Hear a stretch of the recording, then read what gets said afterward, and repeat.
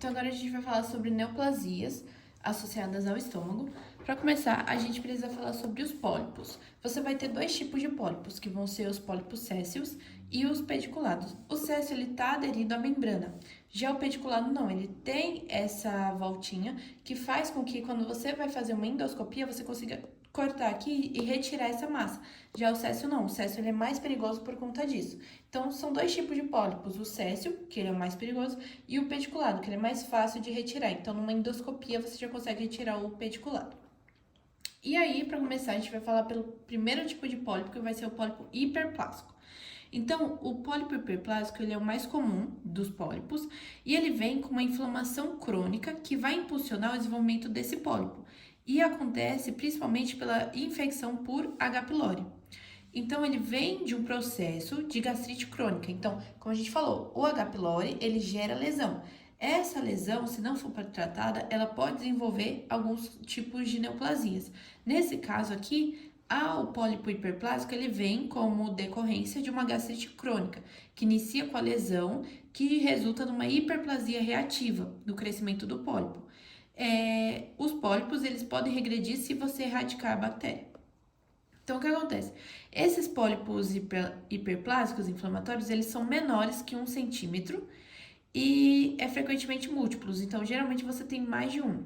Microscopicamente, você vai ter glândulas foveolares alongadas, irregulares e cisticamente dilatadas. Então, o pólipo hiperplásico que tem glândulas foveolares é esse aqui, o A. Então, você pode ver ó, que ele faz como se fossem vaginações, então como se formasse glândulas dentro dele. Então, esse é um pólipo hiperplásico. Então, o que acontece pela gastrite? Você tem a mucosa, essa mucosa ela vai começar a ser atacada pelo H. pylori, ou seja, vai gerar uma injúria. Essa injúria faz com que você aumente a quantidade de ácido, então o HCl, e diminua o muco.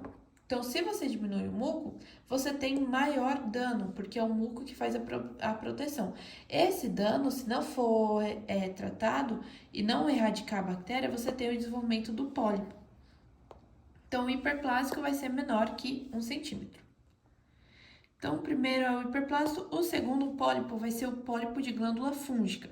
O que acontece? Ele acontece em indivíduo que passa que tem na família, então é um mecanismo genético, polipose adenomatosa familiar, a PAF, que essa doença ela vai, então, vir como resultado do aumento da terapia com inibidor de ponto de próton. Então, pessoas que usam muito omeprazol. Então, sente uma azia, já toma omeprazol. Ou sente um desconforto gástrico, já vai tomar omeprazol. Então, pessoas que fazem muito uso de omeprazol, ela tem também tendência a ter essa doença. Porque ele inibe a produção de ácido e aumenta a gastrina, que aumenta a secreção de glândula oxíntica. E aí, você gera esse processo de pólipo de glândula fúngica.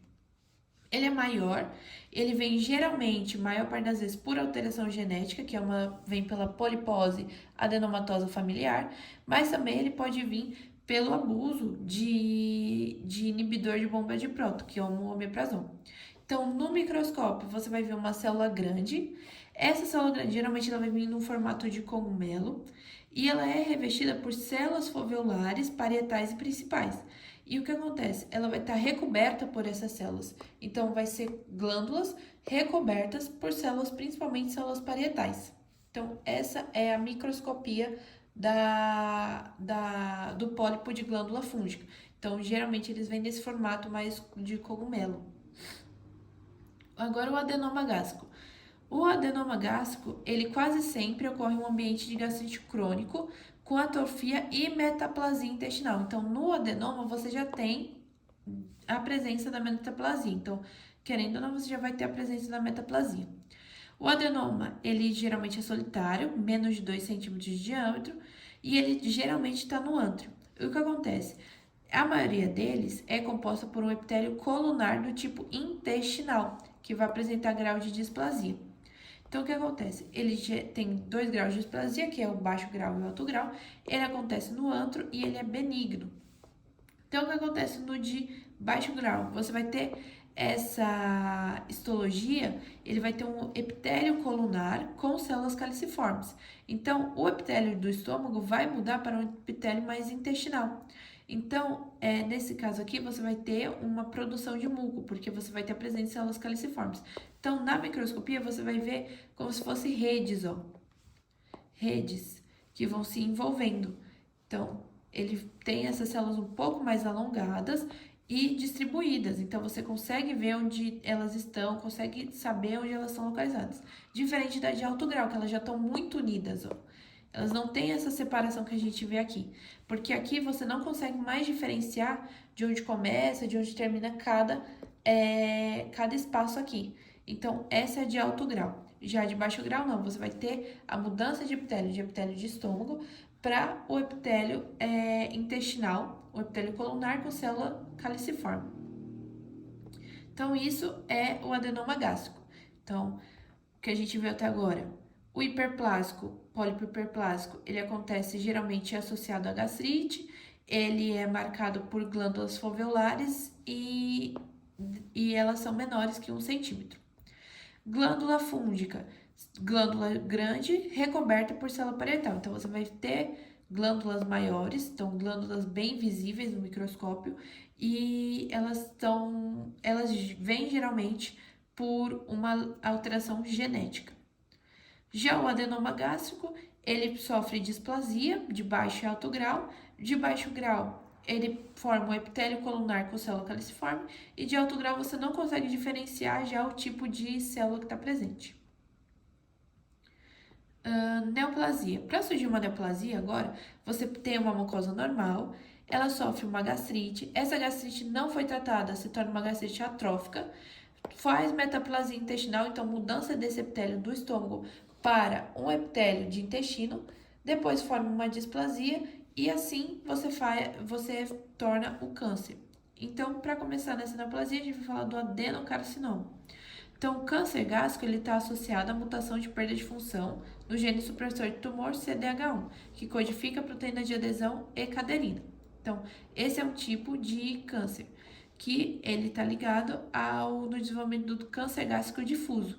Então, a mutação é comum no câncer lobular de mama também, então, mas no câncer difuso você está mais ligado ao supressor de tumor CDH1, que vai ter uma alteração na E-caderina. Já o outro tipo vai ser em câncer gástrico difuso e o do intestinal esporádico.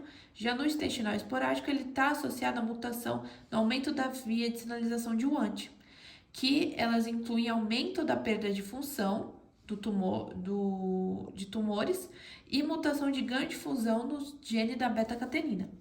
Então, o que acontece? No adenocarcinoma, você diminui a capacidade ácida do estômago. Então, a capacidade ácida do estômago, ela fica reduzida. Então, o adeno, ele tem dois tipos, o intestinal e o difuso. O intestinal, ele tem relações genéticas de perda e ganho de função? Tem, mas geralmente ele vem por uma infecção pelo H. pylori. Esse H. pylori vai encontrar mucosa e gerar inflamação. Essa inflamação forma uma gastrite crônica. Então, essa inflamação vai gerar gastrite crônica, que, se não tratada, gera metaplasia. Então, você tem alteração agora de epitélio. Então, esse adenocarcinoma, ele pode vir pelo H. pylori, que forma a metaplasia, ou ele pode vir por acúmulo de mutações, que vai ser pela perda de função e pelo de ganho de função.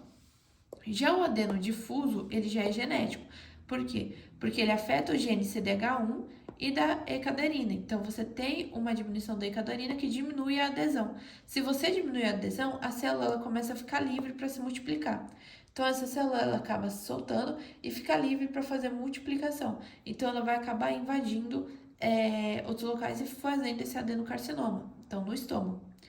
Ela não morre porque o mecanismo de apoptose que ela devia passar ao se desligar das células que ela está próxima, pelo mecanismo de adesão, ela não morre porque ela perde a função de apoptose. Então, quando você está em um processo de câncer, quando essa célula ela começa a fugir do ciclo celular, ela tem que sofrer apoptose. Só que nesse caso, essa função de sofrer apoptose foi desligada. Então, o tipo intestinal, ele vai estar coberto por estruturas glandulares, então células grandes, e você vê, ó, estruturas glandulares, então você consegue ver a presença de glândulas. Já do tipo difuso, você tem a presença de anel de Synnet. Então, o anel de Synnet é isso aqui, ó. É como se fosse anéis mesmo, ó. anéis. Então, a característica principal microscópica do adenocarcinoma do tipo difuso é a presença de anel de Syneit. Anel de Syneit que fica coberto por conjuntivo. Então, esse é o mais importante dessa parte aqui de microscópico, porque você vai ter a presença do anel de Syneit coberto por tecido conjuntivo. Agora, os últimos, que vai ser o linfoma. O linfoma de célula B, ele surge no local que ocorreu inflamação crônica. Então, quando você pensa no estômago, o malte é induzido geralmente como resultado de uma gastrite crônica. Então, uma infecção por H. pylori vai ser o indutor mais comum desse malte, desses casos. E quando você erradica o H. pylori, você tem remissão do linfoma. Agora, o tumor estromal gastrointestinal, ele é um tumor mesenquimal mais comum dessa região de abdômen, e a patogenia dele consiste em mutação germinativa nos mesmos genes do GIT familiar. No caso, o paciente ele desenvolve múltiplo GIT e pode apresentar hiperplasia difusa das células de Carral. Então, quando falar em gistes, quando falar em tumor estromal, você pensa diretamente nas células de Carral, porque a mutação ela vai fazer com que tenha hiperplasia difusa dessas células. A mutação, ela vem no KIT ou no PDGFRA, que faz com que você tenha esse giste esporável e a lesão é até 3 milímetros. Então, a mutação no KIT ou no PD, ela sozinha é insuficiente para gerar o tumor. Então, só a alteração no KIT é capaz de gerar o tumor estromal? Não. Você precisa de mais de uma alteração, porque só elas duas, sozinhas, são insuficientes para fazer com que tenha esse tumor. Então, precisa de mais de uma alteração. Então, quando falar em giste, você está falando de células de Carral, especialmente células de Carral. Então, esses são os principais para se guardar, principalmente a microscopia do tipo difuso, microscopia do tipo intestinal, que ele vai estar coberto por glândulas, isso quando você fala em adenocarcinoma, dois tipos, intestinal e difuso.